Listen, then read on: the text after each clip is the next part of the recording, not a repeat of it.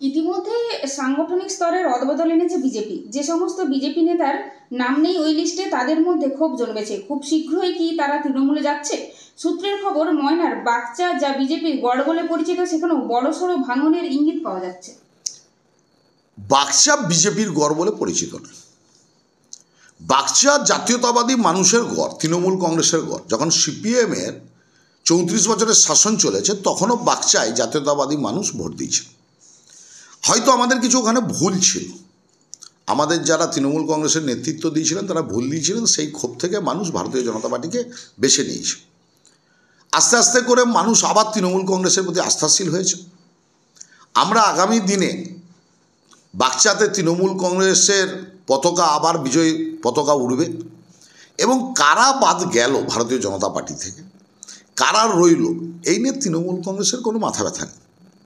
তৃণমূল কংগ্রেস তার রাজনৈতিক কর্মসূচি, তার দলীয় সংগঠন উন্নয়নকে সামনে রেখে 2026 সালের বিধানসভা নির্বাচনে সাধারণ মানুষের কাছে ভোট চাইবে।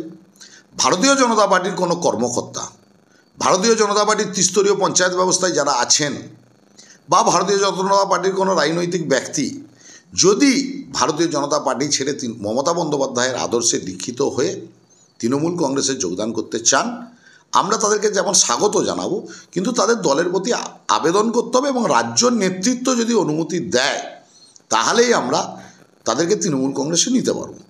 ভারত তমলুক সাংগঠনিক জেলা থেকে পঞ্চায়েত সমিতির সভাপতি থেকে শুরু করে, পঞ্চায়েত সদস্য থেকে শুরু করে, পঞ্চায়েত সমিতির মেম্বার থেকে শুরু করে, বিভিন্ন ভারতীয় জনতা পার্টির কর্মকর্তা, বুথ সভাপতি থেকে শুরু করে সাধারণ সমর্থক, তারা আজকে কয়েক মাস ধরেই ভারতীয় জনতা পার্টি ছেড়ে তৃণমূল কংগ্রেসে আসছেন। কারণ ভারতীয় জনতা পার্টিদের নেতাদের যা মুখের ভাষা, যা তাদের রাজনৈতিক বক্তব্য, তার উপরে ভারতীয় জনতা পার্টিটার কেউ সাধারণ মানুষ করতে চাইছেন না। তারা তৃণমূল কংগ্রেসের মমতা ব্যানার্জির আদর্শে দীক্ষিত হয়ে তৃণমূল কংগ্রেসের জোড়া ফুলের পতাকা নিয়ে তারা তৃণমূল কংগ্রেসটা করতে চাইছেন।